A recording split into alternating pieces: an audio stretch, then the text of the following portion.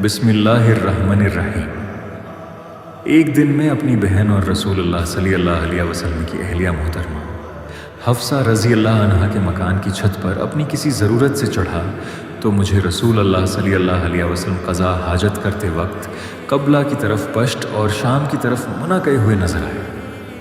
एक दिन मैं अपने घर की छत पर चढ़ा तो मुझे रसूलुल्लाह सल्लल्लाहु अलैहि वसल्लम दो ईंटों पर क़ज़ा हाजत के वक्त बैतुल मुक़द्दस की तरफ मिना कए हुए नजर आए।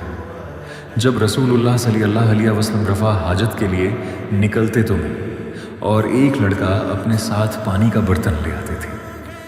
मतलब ये है कि इस पानी से रसूलुल्लाह सल्लल्लाहु अलैहि वसल्लम तहारत किया करते थे।